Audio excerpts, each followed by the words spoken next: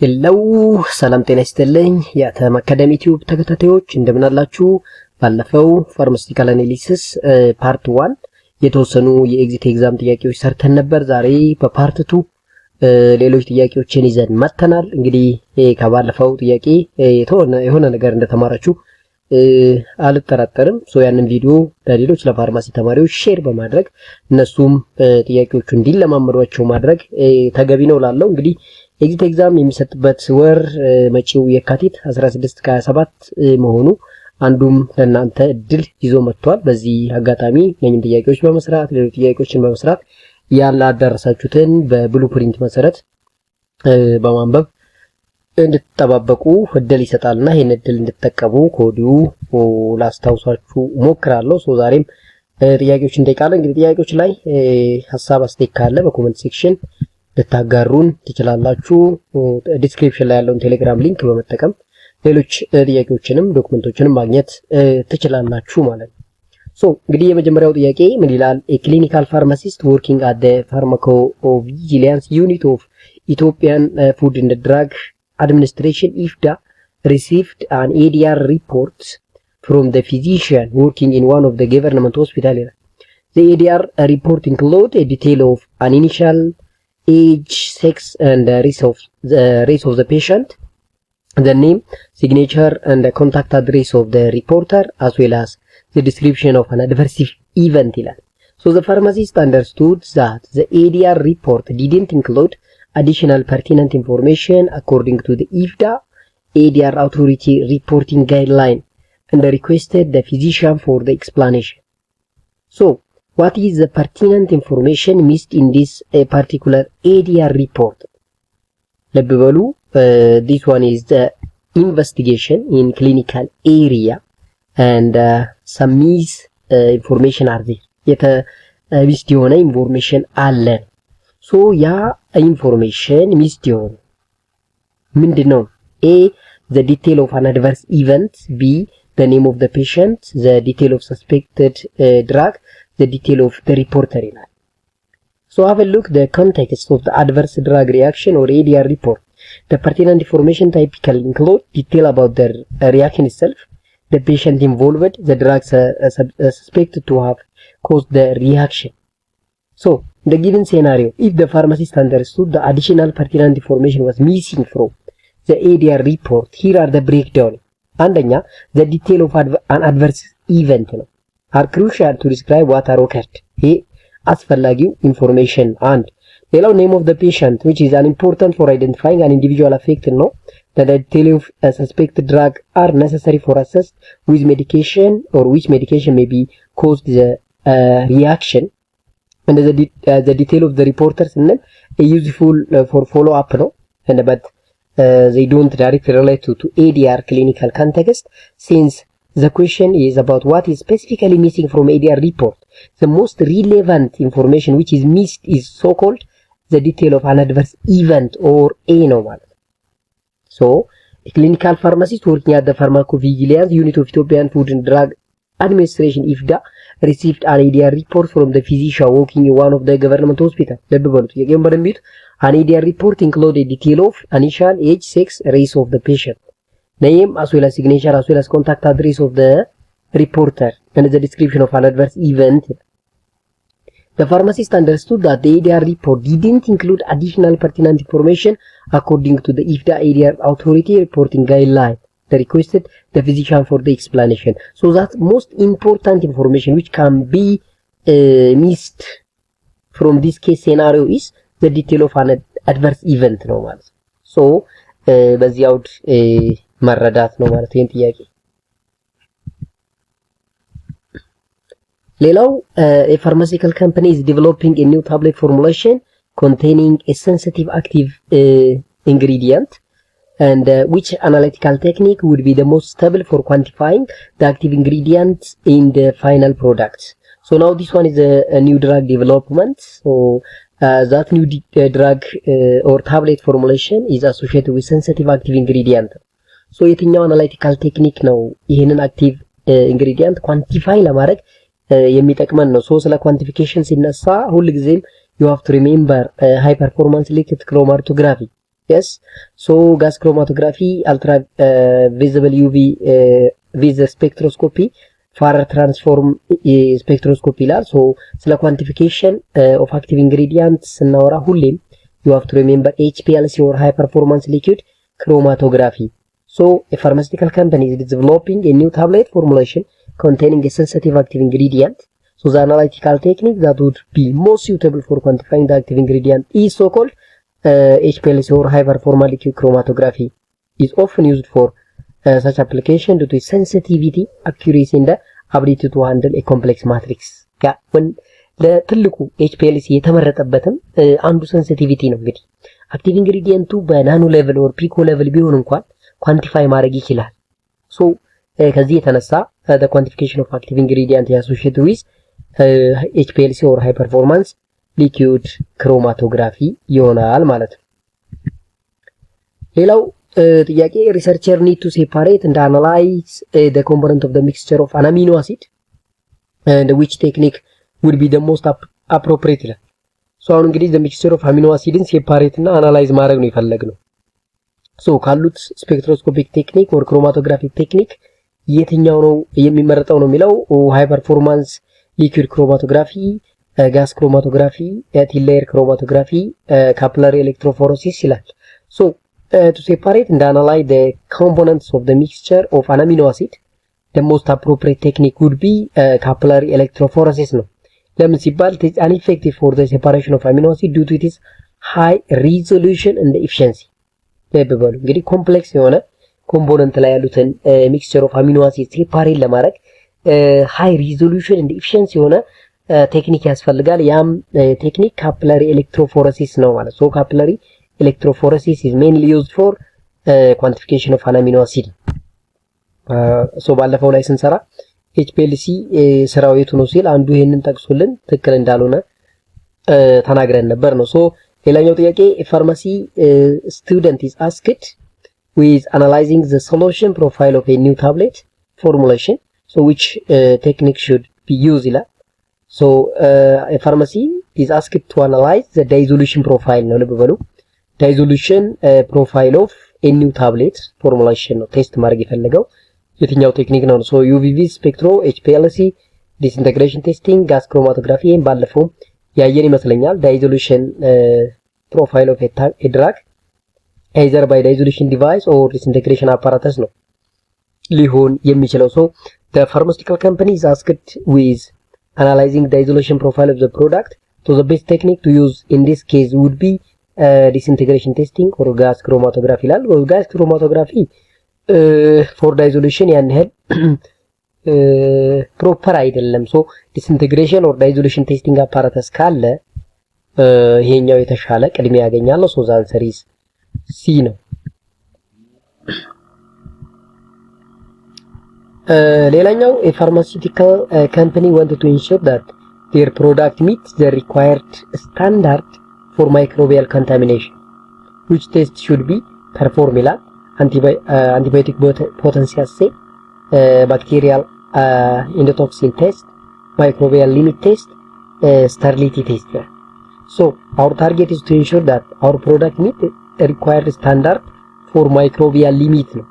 so the most relevant test would be the microbial limit test ራሱ which is specifically designed for this purpose። ስለዚህ if a pharmaceutical company wanted to ensure their product meets standard required standard for microbial contamination, the best technique is microbial limit test ነው መስራት ያለበት ነው። ይሄም ሌላው ጥያቄ ነው ማለት ነው። so ሌላኛው a pharmacist is analyzing a sample suspected to contain heavy metal, which technique would be the most appropriate for detecting and quantifying this metal. so if we suspect our drug have contain heavy metals like lead, mercury, irons and so called and chromium, we have to use a technique so called atomic absorption spectroscopy ነው። አሁን ይሄ ብዙ ጊዜ ሜታል አናላይሲስ ላይ የምንጠቀመው ይሄንን ነው atomic absorption spectroscopy የምንለው ማለት ነው። so the most appropriate technique for detecting and quantifying heavy metal in a sample is atomic absorption spectroscopy ነው።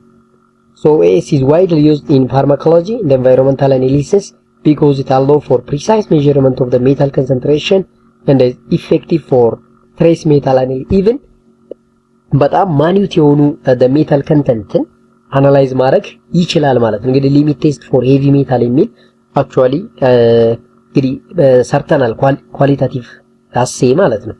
ኳንቲፊኬሽን ሲባል ግን ብዙ ጊዜ አቶሚክ አብዞርፕሽን ስፔክትሮስኮፒ ቤስት ኦፕሽን ነው ማለት ነው።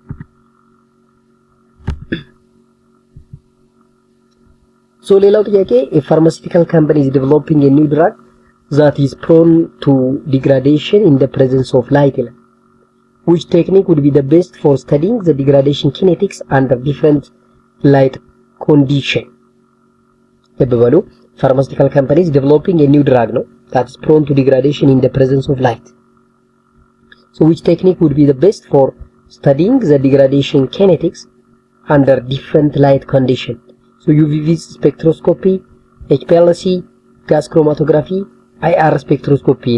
So a pharmaceutical company is developing a new drug that is degraded in the presence of light. So the suitable technique for studying the degradation kinetics under different light condition would be UV spectroscopy. So UV spectroscopy can be used to monitor the degradation of the drug when exposed to light by measuring the absorbance change over time ነው። ስለዚህ ያው ብዙ ጊዜ UV ስንል አብዞርባንስ ነው እንዲለካልን የምንፈልገው ነገር። አሁን እዚህ ጋር ዲግራዴሽን ኪኔቲክስ ሲባል ሰዎች ሌላ ነገር ልናስብ እንችላለን። ሶ ግን UV ስፔክትሮስኮፒ አንዱ አፕሊኬሽኑ ኬሚካል ኪኔቲክስን ዲተርማይን ማድረግ ነው ብለናል። ከዛም አንፃር ስለዚህ መልሳችን ዋቲኮል ኤ ነው UV ስፔክትሮስኮፒ። yes እዚህ ጋር ቢ ይላል። ሶሪ ያው ታይፒንግ ኤረር ነው። ሶ እናንተ አስተካክሉት። ሶ ማስተካከያ መውሰዱ አሪፍ ነው ማለት ነው። ሶ ኤ እናደርገዋለን ምርጫው ላይ ኤ ላይ ስላለ ማለት ነው።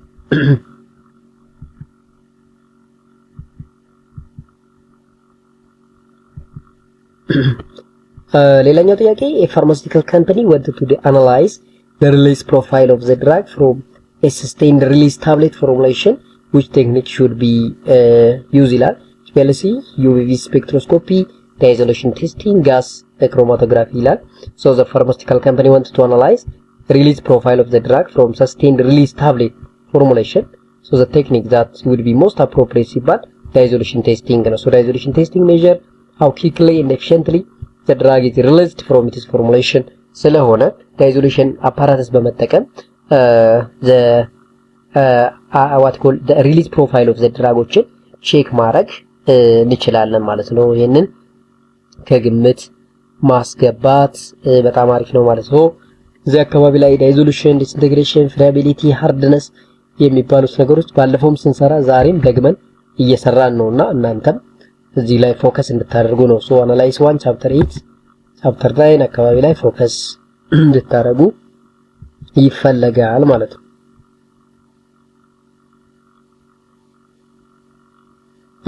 ሶ ሌላኛው ጥያቄ ፋርማሲ ስቱደንት is analyzing a sample for the presence of specific functional group. Which technique would be the most suitable ይላል። IR spectroscopy, UV spectroscopy, NMR spectroscopy, X-ray diffraction.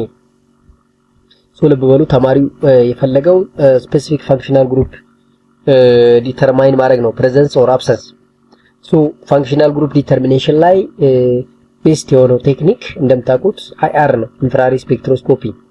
ሶ ኢንፍራሬድ ስፔክትሮስኮፒ mainly used for investigating certain functional group the fingerprint region or the functional group region ብለን በሁለት ከፋፍለን አይተናል። ሶ መልሱ IR ነው። ሶ ምን ይላል እዚህ ጋር pharmacy student is analyzing a sample to determine the presence of specific functional group. The technique that would be suitable for this purpose is AA ይላል። A ማለት infrared spectroscopy.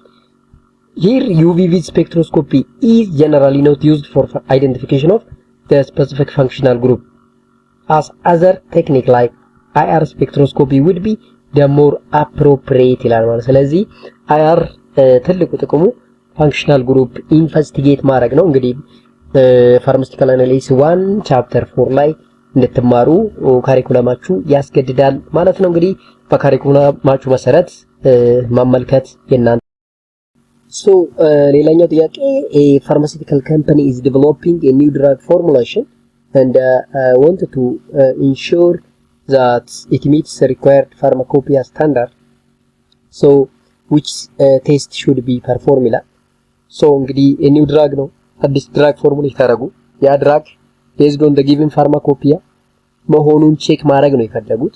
የትኛው ቴስት ነው ጥሩ ቴስት ነው? ለዚህ ትክክለኛው ቴስት የትኛው ነው? ስፔሲፊክ ኦፕቲካል ሮቴሽን ይላል፣ ሜልቲንግ ፖይንት ዲተርሚኔሽን አሴ ይላል፣ ሎስ ኦን ድራይንግ ይላል። እንግዲህ the best test for new drug whether it can fit with pharmacopoeia standard or not is አሴ ነው የሚሆነው። ለምን ሲባል አሴ ማለት እንግዲህ an assay is a determine the potency and the concentration of a drug in formulation. To ensure that the newly developed formulation meet required pharmacopoeial standard, the best test is what? assay ነው ማለት። assay ማለት ባለፈው ብለናል estimation of active pharmaceutical ingredient ነው ብለን የአንድ ድራግ መድኃኒት የሚያስብለው the presence of active pharmaceutical ingredient ስለሆነ ያንን ቼክ የምናደርግበት ደግሞ assay ቴክኒክ እንደሆነ ልታውቁ ያስፈልጋል ነው። ቀጣይ a researcher is studying the interaction between the drug and its target protein. Which technique would be the most appropriate for studying this interaction ይላል። Look, the researcher is studying the interaction between the drug and its target protein. Which technique would be the most appropriate for studying its interaction ይላል። UV spectroscopy, mass spectroscopy, so-called surface plasma resonance, NMR spectroscopy ይላል። እንግዲህ እንደምታውቁት the best technique for what called drug target interaction is NMR ነው። NMR ነው እዚህ ጋር ያ ስጽፍ እየተሳሳትኩ ነው ሶሪ NMR ነው ዲ ነው መሆን ያለበት እንጂ MS አይሆን። ለምን NMR ይሄንን አገልግሎት ሰምሰጥ MS ማ ማስ ዲተርሚኔሽን ብቻ ነው የሱ ትልቁ ስራ። ምንድነው MS ስፔክትሮስኮፒ primarily used for identification and quantification of substance rather than detailed interaction of study ነው። ይሄ ስለ ማሱን ፍራግመንቴሽን ፓተርኑን ለማወቅ ነው የሚጠቅመን NMR ማስ NMR ግን look a technique like NMR spectroscopy or surface plasma resonance would be the most appropriate for studying interaction. ስለዚህ ከተሰጡን አማራጭ ውስጥ ከነኝ ከሁለት ውስጥ the best technique for drug and drug target interaction የምናውቅበት NMR spectroscopy ነው። አሁን NMR ብዙ ሰዎች for structural elucidation ብቻ ይመስላችኋል፣ ግን drug target interactionንም ለማወቅ ያገለግለናል ማለት። ስለዚህ the best answer in this question B ነው መሆን ያለበት ማለት ነው። ይሄንን አንደርስታንድ ታረጉ ፈልጋለሁ። ሌላው a certain pharmaceutical company filed a new drug registration application to IFDA to register a tablet for Ethiopian market and submitted a sample for quality checkup ይላል። The analyst working in the quality control laboratory of IFDA was tasked to conduct the quality test that measures the solubility and the release of the drug from the tablet. What quality control test should be performed in this case ይላል። ይሄ ቀድሞም እንግዲህ በደንብ እያስተዋልን ከሄን ቀድሞም የሰራነው ነው። solubility and the release of the drug from tablet check ለማድረግ የምንጠቀመው ቴስት the right test dissolution ነው። dissolution ባይኖር ኖሮ ግን disintegrationንም መምረጥ እንችላለን ማለት ነው። in the context of the quality control test for the tablet formulation to measure solubility and the release of the drug, the most appropriate quality control test should be dissolution. Dissolution testing specifically assess how well and how quickly the drug dissolves in a specified medium which directly relate to solubility and the release characteristics. ስለዚህ አንዳንዴ እዚህ ጋር ለምሳሌ variability ብንል variability weight variation hardness and disintegration ብንል disintegrationን መርጣችሁ ማየት ትችላላችሁ። ኦልሞስት ለሁለቱ ተቀራራቢ ስለሆኑ ይሄኛው ሰርፌስ ኤሪያውን ይጨምርለታል፣ ከዛ ይሄኛው ዳይዞሉሽን ደግሞ ቶታሊ ሪሊዝ ያደርጋል። ያ ነው የተያያዙ ስለሆነ disintegration እና ዳይዞሉሽን ተመርጣላችሁ ነው። ግን ይሄኛው ቤስት ስለሆነ dissolution is the best answer for knowing the solubility as well as the release of the drug from the tablet የሚለውን እንድትይዙልኝ ይፈልጋለሁ ማለት ነው።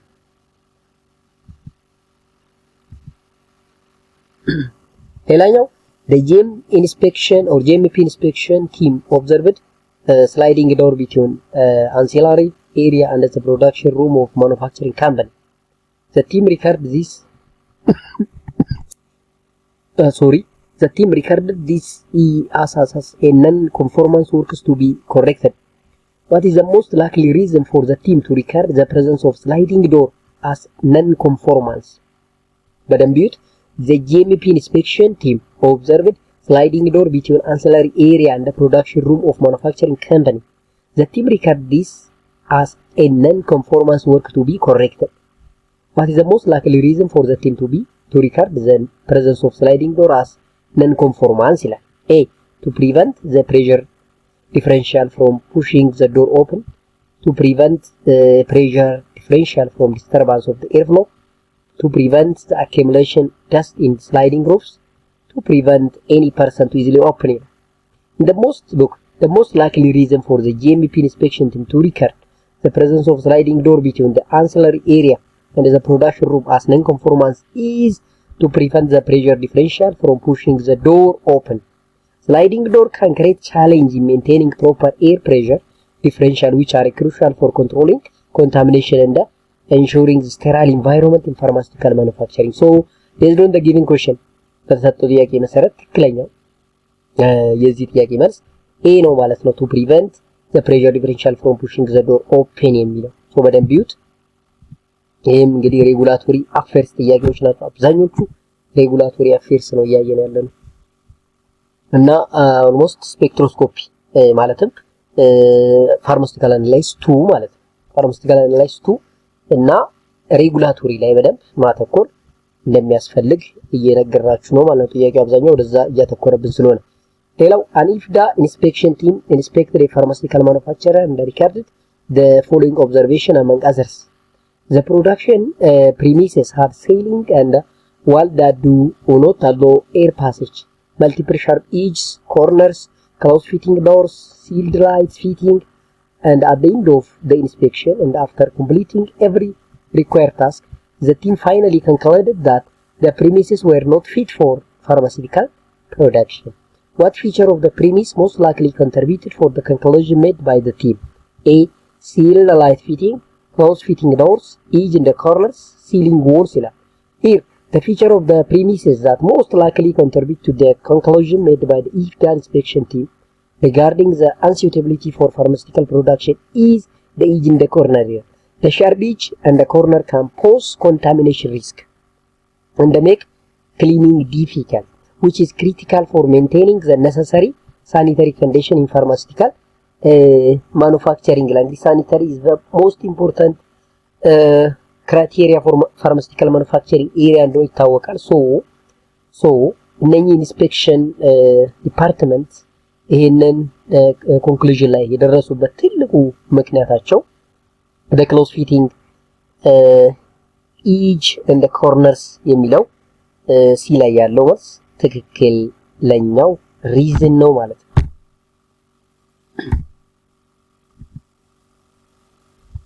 ሌላው a pharmaceutical manufacturer licensed by the IFDA is normally expected to be periodically inspected by the team from the authority. But the main purpose of such periodic inspection ትልቁ እንግዲህ IFDA periodic inspection ያደርጋል ማኑፋክቸሪንግ ፋርማሲውቲካል ማኑፋክቸረሮች ላይ ብዙ ጊዜ periodic inspection ይደረጋል። ሶ የperiodic inspection ትልቁ ፐርፐሱ ምንድነው ሲባል እንግዲህ to revoke the license of the manufacturer, issue manufacturing certificate of competence, as well as to find the fault and malpractice in the establishment, to issue GMP certificate in accordance with IFDA directive ይላል። So the main purpose of such periodic inspection is to issue manufacturing certificate of competency. So periodic inspection are primarily conducted to ensure the manufacturing complies with regulatory standard, which ultimately support the issuance of certificate of the competence ማለት ነው። ስለዚህ main purpose or main aim to issue manufacturing certificate of competence የሚለው ይሆናል። ይሄ እንግዲህ ማልፕራክቲሶችን አቮይድ ለማድረግ ፎልሲፋይድ እና ሰብስታንዳርድ ድራግ ማኑፋክቸሪንግን ሚኒማይዝ ለማድረግ የሚደረግ ኢንስፔክሽን ነው ማለት ነው። ሌላው in the pharmaceutical manufacturing industry the annual internal quality audit was conducted and during inspection different non-conformity activity were detected. So most of those detected non-conformity activity were found to be the major non-conformity. The audit team communicated this non-conformity with the quality assurance manager of the company. What should be the most appropriate next step for quality assurance manager? ላይ preventive action ይላል፣ corrective action ሲ management review ዲ external audit ይላል። እንግዲህ following the detection of non-conformity during the internal quality audit in the pharmaceutical company or industry, the most appropriate next step in the quality assurance manager process would be corrective action ነው። So in implementing corrective action it is crucial to address the detected non-conformity and prevent their recurrence ነው። ያው ይታወቃል እንግዲህ ኳሊቲ አሹራንስ ማናጀሩ ሊያደርግ የሚችለው ኮሬክቲቭ ሜዠር ኦር ኮሬክቲቭ አክሽን ቴክ ማድረግ ነው ማለት ነው። ሌላኛው ጥያቄ an analyst in quality control laboratory received a dissolution test required for the tablet sample from production line. Before performing the analysis, the analyst identified the biopharmaceutical classification or BSC of the product as BSC class 1. Once identified the BSC class of the drug, the analyst conducted the dissolution test and recorded the amount dissolved as at dissolution time of 13 minutes. What is the minimum amount of the drug expected to be dissolved at 30 minutes in this class? Greater than 50 of the labeled amount, greater than 60 of labeled amount, greater than or equal to 70. Greater than 80 or equal to greater or equal to 80 labeled amount. እንግዲህ for basic class 1 product high solubility and hypermobility ነው. So the minimum expected amount of the drug to be dissolved at 30 minutes mark in the dissolution test is typically quite high.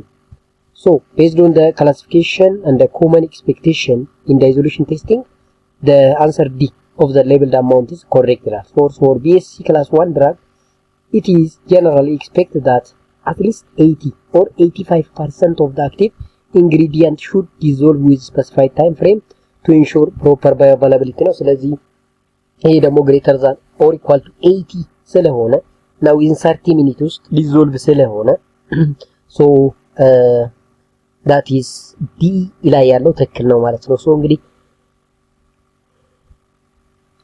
BSc class 1 ድራግ ምንላቸው almost greater than or equal to 85% የሆኑ ናቸው።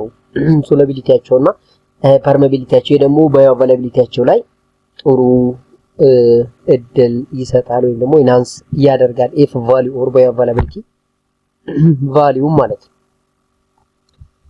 አንደኛው ሌላው ጥያቄ variety of quality control tests are performed by FDA as a part of the process of granting marketing authorization to pharmaceutical product entering the market. The FDA wants to ensure that each unit of pharmaceutical formulation contain a reasonable amount of the active ingredient. So what type of quality control tests are the most appropriate in this case? Dissolution, the physical strength tests, assay and the dosage uniformity test, disintegration, the brittleness test, elasticity in the water content test. So the type of quality control test that most appropriate in context of ensuring that each unit of pharmaceutical formulation conform to specific standards, dissolution and the physical strength like friability, hardness test, disintegration, dissolution እነኚህ በጣም ወሳኝ የሆኑ ቴስቶች ናቸው። So these tests are essential to ensure the pharmaceutical product meet the necessary quality standard for efficacy and the safety of the drug ነው። ስለዚህ ኤ ላይ ያለው ትክክለኛ መልስ ነው ማለት። ሌላኛው the WHO has established a certain minimum regulatory requirement for the registration of herbal traditional medicine in this guideline. Among the requirements are quality control parameter no. So what quality control parameter are used as a part of purity test on these types of product ይላል። Description of the process of manufacture, quantification of active ingredients, quantity and the types of expenses, pesticide residue ይላል። so እንግዲህ ስለ herbal medicine or traditional medicine ያወራን ነው so what is the quality control parameter that WHO require for registering this herbal traditional medicine in its guideline no? So for the registration of herbal traditional medicine according to WHO guideline the appropriate quality control parameter would be description of the process of manufacture. So this is crucial for ensuring consistency, quality, safety in herbal product. Other parameters like identity, purity of the active ingredient are also important, but the process of manufacture is fundamental. ሌሎቹ እነኚህ identity, purity ምንላቸው እዛ ስር ሊካተቱ ይችላሉ ነው እንግዲህ ኮንሰፕቱ so ኤ ላይ ያለው description of the process of the manufacture ከሁሉም ይቀድማል ማለት ነው ሌላኛው a pharmacist who is working in the research and development unit has prepared a cyclovir cream as a drug of choice for herpes simplex keratitis or virus infection ማለት ነው a sample was taken to check the microbial quantity of this product after some procedure it was conducted that the product contained bacterial endotoxin beyond the permissible level so what is the most likely test performed in this case ይላል እንግዲህ pyrogen test Serlit test microbial limit test preservative efficacy test ይላል so in this case there where it has been concluded that the acyclovir cream contain a bacterial endotoxin beyond the permissible level the most likely test performed would be pyrogen test so pyrogen test is specifically designed to detect the presence of bacterial endotoxin which are potential pyrogen that can cause fever in a patient ስለዚህ እንግዲህ pyrogen ቴስት ነው ማለት ነው ትክክለኛው መልስ ማለት እንግዲህ ይሄን ፋርማሲካል አናላይዝ ወደ መጨረሻው ቻፕተር 11 እና ቻፕተር 12 አካባቢ ላይ ያሉ ኮንሰፕቶች ናቸው ሶስቱን ቼክ ማድረግ ትችላላችሁ ማለት ነው እንግዲህ እኔ ያወራለሁት በካሪኩለሙ መሰረት ነው ካሪኩለማችሁን ቼክ አድርጉ ምክንያቱም እንግዲህ አስተማሪ በሚፈልገው ሙድ ሊያስተምራችሁ ይችላል ግን ትምህርት ሚኒስቴር የሚያቀው ካሪኩለሙ ስለሆነ ካሪኩለሙን ቼክ አድርጉት quinine an antimalarial drug that is widely used in rural public health care facilities of Ethiopia it is included in the national essential medicine list and the facility specific medicine list the generic drug is available both in liquid and dosage form so what is the first criteria used for including this in both list ይላል affordability quality morbidity availability ይላል እንግዲህ quinine ከሲንቾና ባርክ የተገኘ አንቲ ማላሪያል ድራግ እንደሆነና ናቹራል ፕሮዳክት ድራግ ዲስከቨሪ ውስጥ እንዳየን ታወቃል ሶ ይሄንን አንቲ ማላሪያል ድራግ ዋይድሊ ኢትዮጵያ ውስጥ ብዙ ቦታ ይጠቀሙታል ነው ይሄ ብቻ ሳይሆን is included in the national essential medicine list and the facility specific medicine list the generic drug is available both in liquid and solid dosage form ነው ምንድነው what is the first criteria used for this including in both lists ትልቁ ኳሊቲው ነው so the first criteria for including the drug in the national essential medicine list and the facility specific medicine list is quality so quality is fundamental to ensuring that the medication are effective and safe for public health use which is essential for essential medicine list ነው so ኳሊቲው ትክክለኛው ወይም ደግሞ ወሳኙ ክራይቴሪያ ነው ማለት ነው ለምንድነው ትራዲሽናሊ የሚጠቀሙት ቢባል ነው አፎርዳቢሊቲ ወይም አቫይላቢሊቲ ምንለው ግን ዋይ ነው እዚህ ጋር ሊስት ውስጥ ለምንድነው እንዲመዘገብ ያደረገው ሲባል ኢትስ ኳሊቲ ነው ማለት ነው ስለዚህ ይሄንን በዚህ መልኩ አንደርስታንድ እንድታረጉ ነግራችኋለሁ እንግዲህ ይሄን ይመስላል በፓርት 2 ያዘጋጀነው ጥያቄ so thank you very much for your attention ማለት ፈልጋለሁ ቻናላችን ሰብስክራይብ ይደረግ ፕሊዝ ሼር ይደረግ ይሄ ቪዲዮ እንግዲህ ጊዜ ወስደን ከተለያየ ቦታ ጥያቄዎችን ፈልገን አመተን በዚህ በምንችለው መጠን በዚህ መጠን አዘጋጅተን ለእናንተ ስናቀርብ የእናንተ ክፍያ እንግዲህ ሰብስክራይብ ማድረግ ነው ቻናሉ ሰብስክራይብ ካላደረጋችሁት ሰብስክራይብ አድርጉና ብዙ ተማሪ ጋር እንዲደርስ አድርጉ እንግዲህ እኔ አንድ አስተማሪ ነኝ ሶ እንዲህ ያለ አንድ አስተማሪ በትርፍ ጊዜው ደግሞ እንደዚህ ጊዜውን ሰጥቶ እናንተን ሲያግዝ እናንተ የምታግዙት ደግሞ ቻናሉን ሰብስክራይብ በማድረግ ብዙ ተማሪዎች ጋር እንዲደርስና ቪዲዮዎቹ ቫይራል እንዲወጡ በማድረግ ነውና ይሄንን ከማድረግ እንዳትቆጠቡ ማለት ፈልጋለሁ። በሌላ ጠቃሚ ቪዲዮ እስከምንገናኝ ባላችሁበት ሁላችሁም ሰላም።